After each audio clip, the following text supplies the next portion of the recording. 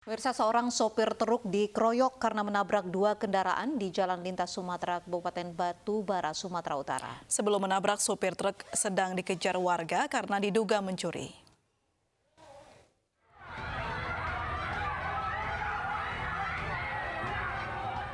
Sopir truk bernama Wahyu Amri dikeroyok warga di Jalan Desa Simpang Kopi, Sesuka, Batubara, Sumatera Utara, Sabtu malam. Sopir panik karena dikejar warga yang meneriakinya maling, namun akhirnya terjebak setelah kendaraannya menabrak sebuah minibus dan truk. Polisi lalu lintas yang berada di sekitar lokasi menyelamatkannya dan membawanya untuk diperiksa.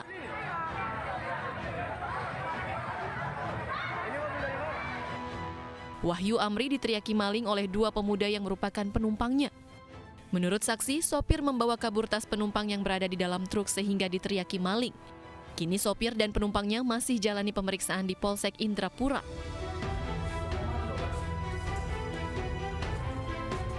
Dari Kabupaten Batubara, Sumatera Utara, Dahris Matondang, iNews melaporkan. Polisi masih memburu begal yang menembak seorang pedagang bakso di depan istrinya untuk mengambil motor korban. Menurut istri korban, pelaku diduga mengenal keluarga mereka.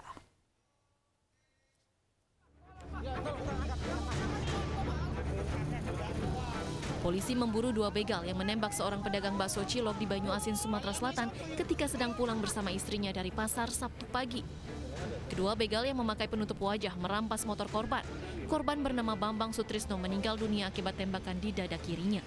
Menurut istri korban, perawakan pelaku seperti remaja dan diduga mengenal mereka. Tiba-tiba ada yang nyalip. Nyalip pakai motor. Iya. Berapa orang, Bu? Dua orang. Terus gimana lagi dia, Bu? Ya langsung dia turun, langsung nembak itu tadi. Langsung nembak. Iya. Berapa kali tembaknya, Bu? Sekali. Sekali. Kena di dada suami ya, Bu? Iya, kena. Ibu posisi dibonceng, Bu ya? Iya, dibonceng. Polisi kini masih memburu pelaku berdasarkan kesaksian dari istri korban. Polisi telah menggelar olah tempat kejadian perkara dan memeriksa saksi-saksi lainnya. Untuk saat ini selanjutnya kami akan langsung melakukan kegiatan mengejar pelaku.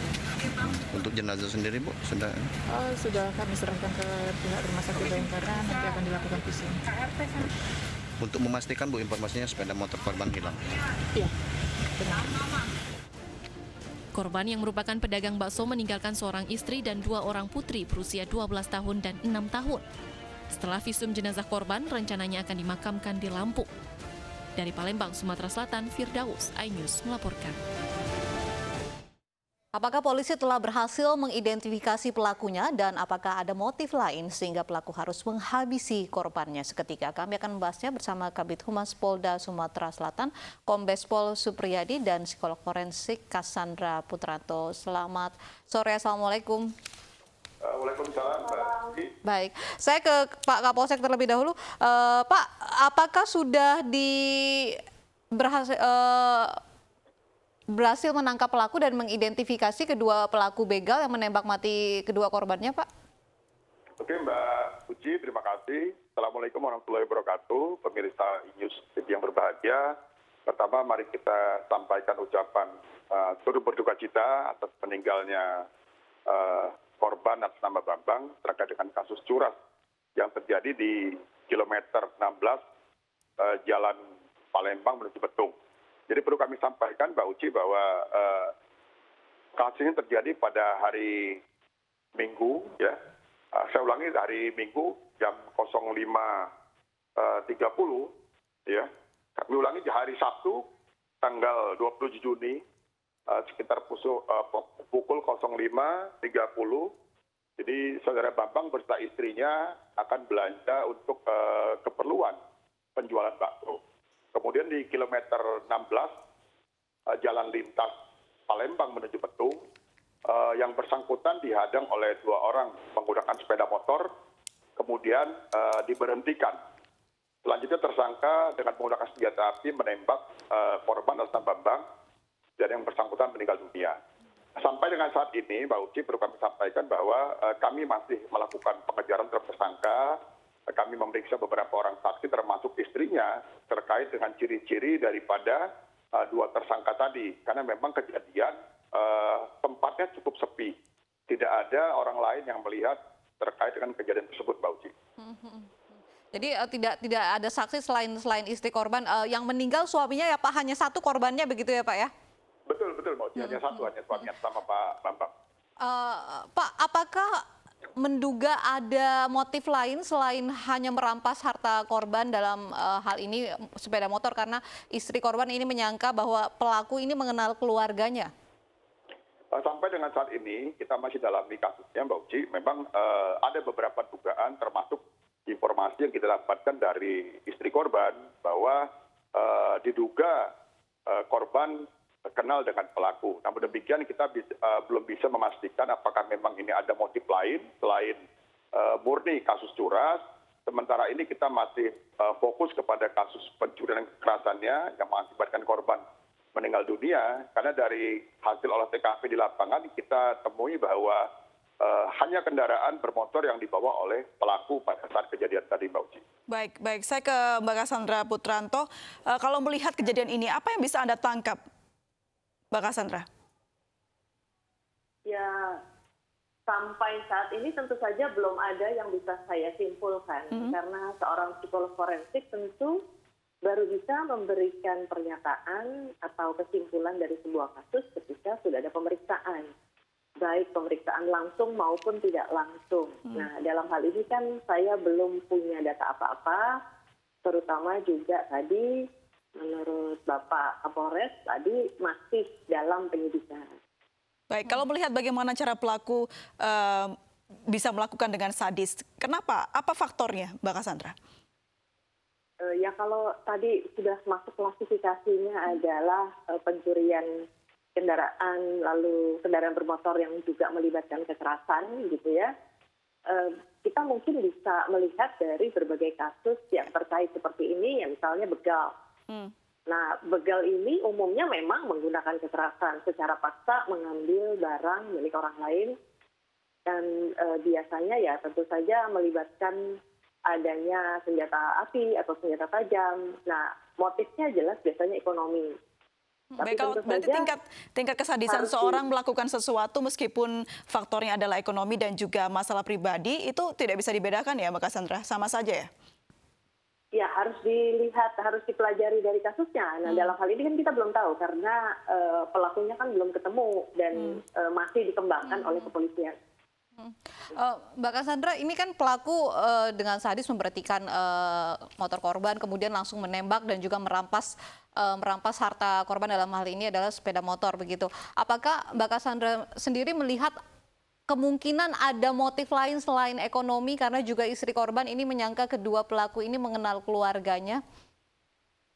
Kita belum bisa lompat kepada kesimpulan tersebut ya, karena tadi masih dalam pengembangan kasus, masih dalam proses penyelidikan dan belum ada tersangka yang bisa diperiksa gitu. Tentu saja berbagai faktor kemungkinan itu mungkin gitu. Tapi yang jelas ya memang pencurian dengan mengandung kekerasan ini otomatis mau nggak mau melibatkan senjata api atau senjata tajam atau apapun yang diharapkan bisa menundukkan atau menaklukkan pemilik kendaraan tersebut, lalu kemudian kendaraan bisa diambil. Tanpa melihat siapapun korbannya begitu? Nah, persoalannya adalah kan kita belum tahu apakah betul memang dikenal. Ini kan tadi dugaan dari istrinya adalah memang dikenal. Pada beberapa kasus belum tentu dikenal, mungkin dilakukan secara acak. Nah, tentu saja perbedaan dari hasil temuan kepolisian itu tentu akan membedakan analisa terhadap kasusnya. Nah, sampai hari ini kan belum lengkap lah gitu ya. Jadi menurut saya kita tidak bisa berandai-andai memberikan kesimpulan apabila ternyata temuan-temuan kepolisian ini belum lengkap. Baik, kita kembali ke Kabid Humas Polda Sumatera Selatan, Kombes Pol Supriyadi. Pak Supriyadi, bagaimana kondisi korban hingga saat ini, Pak? Untuk korban, Mbak, rencananya akan dibawa ke kampung halaman dan akan dimakamkan di sana. Jadi setelah dilakukan visum di rumah sakit Bayangkara, Polda Sumatera Selatan, selanjutnya korban akan kita serahkan kepada keluarga untuk dibawa oleh keluarga dimakamkan di Lampung rencananya, Mbak. Kalau istrinya sendiri bagaimana, Pak Supriyadi? Untuk istrinya sampai dengan saat ini tidak ada masalah, Mbak. Jadi tidak ada luka atau tidak ada hal-hal yang prinsip terhadap istrinya, karena tersangka hanya melukai suaminya tanpa Pak Bambang tadi.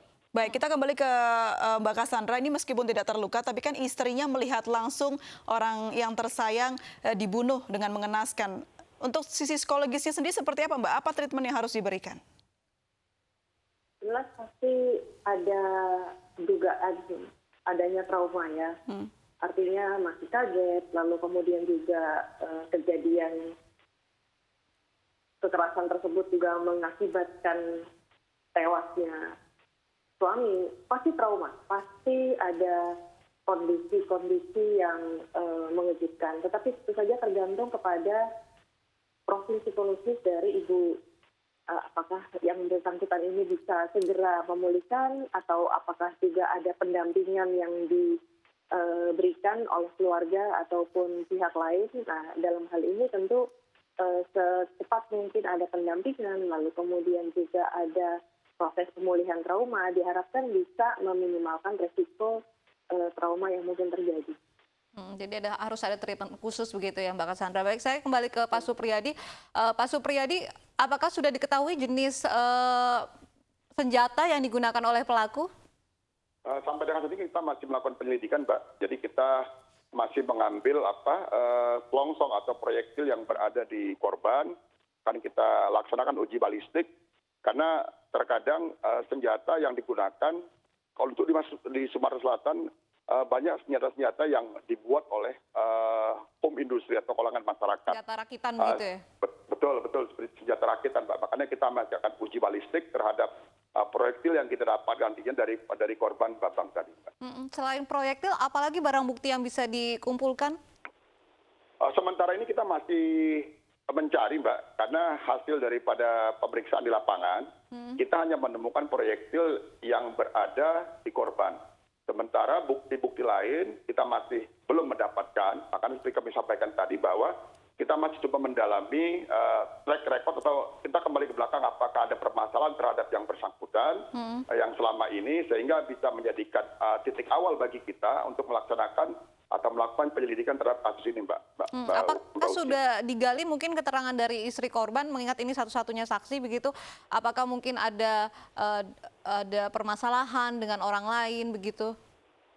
Sementara kita masih belum bisa memaksimalkan pemeriksaan kepada istrinya, Mbak. Karena seperti kata Mbak Cassandra tadi, secara psikis pasti istrinya merasa terganggu, Mbak. Karena di hadapan yang bersangkutan, suaminya dibunuh oleh tersangka, sehingga kita juga belum bisa memaksimalkan pemeriksaan terhadap istri daripada korban. Berarti melihat kondisi istri terlebih dahulu begitu ya, Pak ya? Betul. Baik. Ada kemungkinan jaringan dari pelaku tersebut, Pak? Kita akan lihat, Mbak. Makanya akan kita lihat apa yang ada pada korban. Salah satu contoh misalnya terkait dengan handphone yang ada pada korban. Kita akan tracking juga apakah terkait dengan permasalahan sebelumnya. Ya. Jadi kemungkinan bisa kita laksanakan lalu kita laksanakan penyelidikan. Pak Supriyadi, berprofesi sebagai apa Pak korban ini Pak? Dan sudah di-tracking di tempat kerjanya begitu mungkin? Korban sebagai tukang bakso, Mbak, betulan. Baik, dan belum ada bukti-bukti ya Pak ya yang bisa membantu? Belum ada, Pak. Pak, ini kejadian terjadi di kilometer 16 di Jalan Palembang Betung. Apakah memang lokasi itu sering terjadi aksi pembegalan, Pak? Dari data yang kita miliki, baru kali ini, Mbak. Terjadi di kilometer 16 lintas Palembang menuju Betung. Memang kebetulan daerah tersebut daerah yang cukup sepi untuk dilalui oleh masyarakat. Tetapi kan yang bersangkutan merupakan kegiatan rutin untuk mencari bahan belanjaan untuk dijadikan bahan untuk melaksanakan usaha penjualan bakso antara suami dan istrinya tadi, Mbak. Pak, ini kan penembakan dan juga pembegalan ini terjadi saat korban dan juga istrinya sehabis pulang dari pasar begitu, Pak. Masih pagi. Bagaimana kronologisnya, Pak, saat itu? Jadi perlu kami sampaikan, Mbak. Jadi yang bersangkutan pada pukul 05.00 pergi untuk membelanja keperluan penjualan bakso. Kemudian saat yang bersangkutan kembali dari pasar sekitar pukul 05.30 di perjalanan arah pulang ke kediaman yang bersangkutan, ini yang bersangkutan dihadang oleh 2 orang menggunakan sepeda motor, menggunakan helm, kemudian dihentikan. Nah, seketika itu juga korban langsung dilakukan penembakan, sehingga memang kejadian cukup singkat. Makanya mungkin dari istrinya pun tidak mungkin banyak keterangan yang bisa kita ambil. Namun demikian kita akan upayakan semaksimal mungkin apa yang kita dapatkan di lapangan, apa yang barang bukti yang kita bisa gunakan dalam rangka ungkap kasus ini, Mbak Uci. Saat pelaku memberhentikan korban dan juga istrinya, Pak, apakah ada perkataan atau ucapan yang diucapkan oleh pelaku? Oh, tidak ada, Mbak. Jadi saat itu langsung, jadi turun dari motor, yang bersangkutan langsung dilakukan penembakan, jatuh, kendaraan langsung diambil dan seketika juga meninggalkan TKP. Jadi kondisi kedua kendaraan ini berhenti, kendaraan korban dan juga pelaku? Betul, Mbak. Dan korban dan istrinya terjatuh, kemudian pelaku langsung mengambil kendaraan, langsung meninggalkan TKP, Mbak. Sudah ada mungkin Pak CCTV di sekitar lokasi Pak yang menangkap mungkin arah di mana pelaku lari begitu Pak, pelarian pelaku? Sementara dari hasil dari lapangan, Mbak, kita belum mendapatkan adanya CCTV yang merekam kejadian tersebut karena memang perjalanan antara Palembang menuju Betung ini kan jalan raya yang cukup luas, Mbak, dan memang masih banyak lahan-lahan kosong sepanjang jalan tersebut, Mbak. Baik, Pak Supriyadi, dengan belum ditemukannya pelaku dan masih banyak hal-hal yang masih harus ditemukan begitu. Bagaimana pengamanan di daerah tersebut, Pak? Apakah diperketat atau seperti apa, Pak? Saat ini telah ditambah kekuatan, Mbak, yaitu kegiatan rutin yang ditingkatkan namanya. Jadi kepolisian melaksanakan patroli di tempat-tempat daerah yang kita anggap cukup rawan dengan intensitas kegiatannya diperbanyak. Kemudian kita juga memberikan himbauan kepada masyarakat manakala melintas daerah-daerah yang cukup sepi agar tidak berkendara sendiri atau mungkin menunggu rekan-rekan yang lain yang sama-sama berkendaraan. Pak, di lokasi ini kan CCTV tidak ada begitu, terus kemudian saksi hanya satu yaitu istri korban, kemudian juga sebelumnya belum pernah terjadi aksi pembegalan di lokasi tersebut. Lalu bagaimana cara polisi untuk pengungkapan kasus ini, Pak? Seperti kita ketahui, Mbak, bahwa tidak ada kejahatan yang tidak meninggalkan jejak. Kita yakin dan percaya bahwa setiap kejahatan pasti ada jejaknya. Nah, ini yang akan kita upayakan semaksimal mungkin dengan kemampuan yang kita miliki. Kita yakin dan percaya bahwa mungkin ada saksi lain yang melihat yang saat ini kita masih belum dapatkan. Makanya kami mencoba melokalisir TKP tersebut. Kemungkinan mungkin ada yang mendengar pada saat kejadian atau mungkin ada saat kejadian ada yang melintas tetapi jaraknya mungkin cukup jauh, tetapi yang bisa kita mintakan keterangan terkait dengan kejadian tadi, Mbak. Baik, kita kembali ke Mbak Cassandra. Mbak Cassandra, kalau tadi Anda mengatakan perlu adanya healing begitu bagi korban, utama istri korban, apa ya treatment yang harus diberikan, Mbak, agar hilang traumanya? Pada dasarnya harus ada pemeriksaan terlebih dulu terhadap istri korban. Karena kita sampai saat ini, walaupun kita bisa menduga pasti ada trauma, tapi kita belum tahu bagaimana kondisi dan tingkat keparahannya. Nah, rencana intervensi yang bisa dilakukan tentu tergantung dari hasil asesmen tersebut. Baik. Tentunya kejadian ini, Mbak Cassandra, membuat jiwa dari istri korban ini terguncang begitu, apalagi melihat langsung suaminya tewas mengenaskan di depan mata. Lalu kapan kira-kira korban ini bisa digali keterangannya begitu, karena mengingat ini satu-satunya saksi? Menurut saya sih dalam kondisi seperti ini cukup lama untuk ada pemulihan sampai polisi bisa melakukan tanya jawab atau penyelidikan melalui istri korban. Tapi sepanjang pengetahuan saya tentu saja kepolisian punya cara-cara lain selain hanya bertanya kepada saksi utama ini, gitu ya.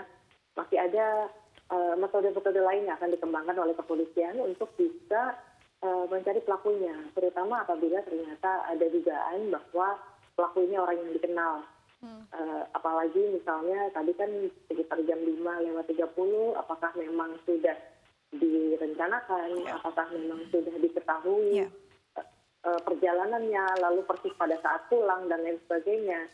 Dan yang jelas tentu saja berbagai kemungkinan atau sebagai apapun yang bisa dicari tentu akan bisa dicari, mulai dari handphone tadi kata Bapak, mulai dari handphone, kemudian orang sekitar yang mungkin punya motif, lalu kemudian nanti pada saat motor itu juga mungkin akan dijual karena pasti kan statusnya menjadi motor curian ya. Nah itu banyak kemungkinan yang pastinya bisa dilakukan oleh pihak kepolisian. Saya berharap semoga tim penyidik di daerah tersebut bisa segera mengungkap kasus ini dengan cepat. Baik, perlindungan yang ketat untuk saksi yaitu istri korban perlukah Mbak dilakukan? Apakah mengganggu juga sisi psikologisnya? Pasti ya, pasti harus dilakukan dan tentu saja harus ada pendampingan. Dalam hal ini nanti bagaimana pihak kepolisian mungkin bisa merujuk kepada rumah sakit di sekitar tersebut untuk bisa melakukan asesmen dan intervensi terhadap yang bersangkutan. Walaupun yang bersangkutan tidak mengalami luka secara fisik, tetapi luka secara psikologis itu tentu harus bisa dipikirkan. Baik, terima kasih Mbak Cassandra Putranto, psikolog forensik sudah bergabung, dan juga Pak Kombes Pol Supriyadi, Kabid Humas Polda Sumatera Selatan sudah bergabung bersama kami di Ayu Sore.